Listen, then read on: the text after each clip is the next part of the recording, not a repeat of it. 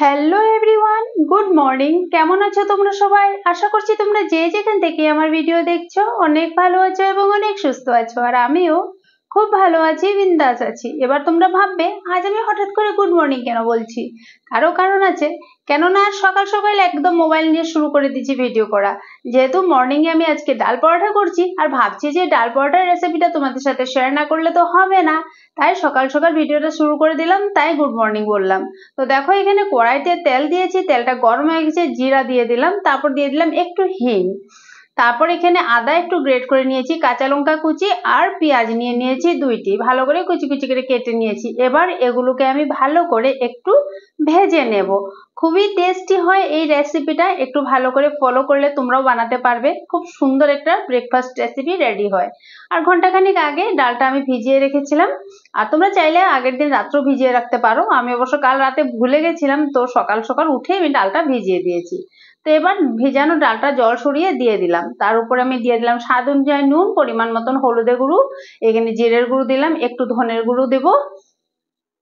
আর এখানে দিয়েছি কালারের জন্য কাশ্মীরি রেড চিলি পাউডার। তোমরা ঝালের জন্য যদি চাও একটু লঙ্কার গুঁড়ো দিতে পারো, আমি কাঁচা লঙ্কা দিয়েছি, সেটাই যথেষ্ট। এবার সমস্ত মশলার সাথে ডালটাকে ভালো করে একটু ভেজে নেব, প্রায় ধরো 2 মিনিট খানিক। ভালো করে ভাজা হয়ে গেলে একটু আন্দাজ করে এখানে জল দিয়ে দেব। জল দিয়ে গ্যাসের ফ্লেমটা একদম লো করে এটাকে ঢেকে রাখবো, এটা সেদ্ধ হওয়ার জন্য। যতক্ষণে ডালটা সেদ্ধ হচ্ছে আমি চা খেয়ে নিই, কেননা সকাল থেকে কিছু খাইনি, এখন বাজে 7টা। আর ডালটা এদিকে সেদ্ধ হতে থাকুক আর আমারও চাটা খাওয়া হয়ে যাবে। এদিকে চাটা খাওয়া হয়ে গেছে, তারপর আমি এসেছি, ডালটা কিন্তু একদম সুন্দর সেদ্ধ হয়ে গেছে। এবার এটাকে শুকনো করার পালা। তো এবার হাই ফ্লেমে এটাকে নাড়তে থাকবো, কিছুক্ষণ পর পর একদম শুকিয়ে যাবে। তো ডালটা শুকাতে শুকাতে আমি এখানে আটাটা মেখে নিই। আমি অবশ্য ময়দার ব্যবহার করছি না, আটাই নিচ্ছি।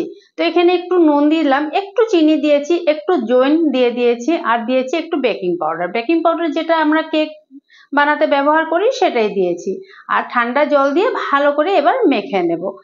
আর তোমরা চাইলে ময়দা দিয়েও করতে পারো, আমি একদম সহজ সরল ভাবে বানাই, যেটা ঘরে থাকে সেটা দিয়েই করি। এক্সট্রা মানে আমি কোনো কিছু ইউজ করি না। আর আমি যে রেসিপিগুলো তোমাদের সাথে শেয়ার করি সেগুলো কিন্তু সবাই ঘরে অ্যাভেলেবল থাকেই সবসময়। এদিকে দেখো আটাটা মাখাতে মাখাতে এদিকে আমার ডালটাও কিন্তু শুকনো শুকনো হয়ে গেছে। এবার গ্যাসটা অফ করে দেবো, ঠান্ডা হতে হতে একদম এটা শুকিয়ে যাবে। এবার দেখো একটা থালাতে নিয়ে নিয়েছি, এটা কিন্তু খুব সুন্দরভাবে শুকিয়ে গেছে।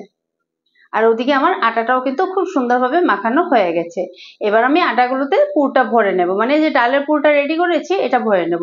তো আটাগুলোর মধ্যে যে একটা একটা আটার গোল্লাগুলো হাতে নেব। আর আমি কিভাবে পুরটা দিচ্ছি তোমরা নিশ্চয়ই দেখে পাচ্ছ, যে একটা একটা গোল্লাকে একটু হোল করে একটা বাটির শেপ দিয়ে দিতে হবে, তারপর ডালের পুরটা ভিতরে ভরে দিয়ে আবার এটাকে মুখটা বন্ধ করে দিতে হবে। আর খুব সহজে কিন্তু এটা হয়ে যায়। আর আমি সমস্ত আটার গোল্লাগুলো আগে পুর ভরে রেডি করে নেব, তারপরে একটা একটা করে বেলবো আর ভাজবো। আমার এরকমই সুবিধা হয়। তো কখনো আমি ডাল পরোটা করি, কখনো আলু পরোটা, কখনো পনির পরাঠা, আমি এগুলো করতেই থাকি। আর আজকের এই পরাঠার মানে আবদার ছিল আমার ছেলের আর মেয়ের। তো ছেলে বলেছিল যে কোনো একটা পরাঠা বানালেই হবে, আর মেয়ে অবশ্য ডাল পরোটাটা বেশি পছন্দ। তো ও বলছিল যখন পরাঠা বানাবি তো ডাল পরোটাই বানাও।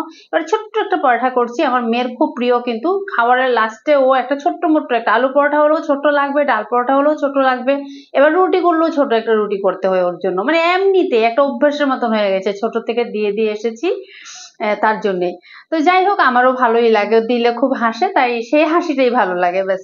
আর এবার দেখো পরোটাগুলো আমি ভেজে নিচ্ছি। পরোটাগুলো খুব সুন্দর হয়ে একদম ফুলছে। যখন পরোটা দেখবে এরকম ফুলে যাবে, তার মানে ভাববে যে পরোটাগুলো খুব সুন্দর ভিতরে ফিল হয়েছে। খেতে কিন্তু খুব দারুণ টেস্টি হয়েছিল। আমি সবসময় বলতে থাকি টেস্টি টেস্টি, নিজের রান্না নিজে এরকম বলতে কিন্তু আমার ভালো লাগে না, বাট আমি কি করব, সত্যিই টেস্টি হয়। আমার তো লাগেই টেস্টি, বাট যেটা সবাই বাড়িতে বলে সেটাও আমি বলেছি যে টেস্টি লাগে। আর বন্ধুরা, ভিডিওটা ভালো লাগলে প্লিজ একটা লাইক কমেন্ট করে দিও। আর একটু ভালো করে মানে স্কিপ না করে তোমরা ফুল ভিডিওটা দেখো। আমি কিন্তু অনেক লম্বা ভিডিও দিই না, অনেক কম সময়ের মধ্যে আমি ভিডিওটা শেষ করে দিই। আর পরোটাগুলো কিন্তু খুব আস্তে আস্তে বেলছি আমি, কিন্তু ভিডিওটা স্পিড করাতে তোমাদের কাছে লাগছে মনে হয় যেন আমি একটু খুব প্রেসার দিয়ে দিয়ে বেলছি, কিন্তু তেমন না। যাতে ভিডিওটা আমি একটু তাড়াতাড়ির মধ্যে শেষ করতে পারি, তার জন্য আমি একটু স্পিড করে দিয়েছি। এবার ছোট যেটা পরোটা ছিল সেটাও আমি ভেজে নিচ্ছি। আর ভিডিওটা কেমন লাগলো, ডাল পরোটার রেসিপিটা কেমন লাগলো তোমরা কিন্তু অবশ্যই কমেন্ট বক্সে জানাতে ভুলবে না। আর একটা অবশ্যই লাইক করে দিও, কমেন্ট করে দিও, আর বন্ধুদের সাথে শেয়ার অবশ্যই করবে। তো দেখো এখানে আমার সম্পূর্ণ রেডি হয়ে গেছে। তো আজ আমি পরোটাটা দই দিয়ে নিয়েছি, যেহেতু খুব গরম পড়েছে তো পরোটা এই সিজনে দই দিয়ে ভালো লাগে। আর আমি ঠান্ডার সিজনে সবসময় চা দিয়ে পরোটাটা খাই, তখন চা দিয়েই ভালো লাগে। কিন্তু এই গরমের সিজনে আর চা ভালো লাগে না, চাটা তো একবার খাওয়া হয়ে গেছে, এবার দই দিয়ে সার্ভ করে দিয়েছি। হাজবেন্ড খেয়ে চলে গেছে, এবার ছেলে খেয়ে মেয়ে খেয়ে চলে যাবে, আর আমিও খাবো। তো বন্ধুরা আজের মধ্যে আমি ভিডিওটা এখানে শেষ করছি। সবাই ভালো থেকো, সবাই সুস্থ থেকো, tata bye bye and take care. পরবর্তী ভিডিওতে আবারও দেখা হচ্ছে তোমাদের সবার সাথে।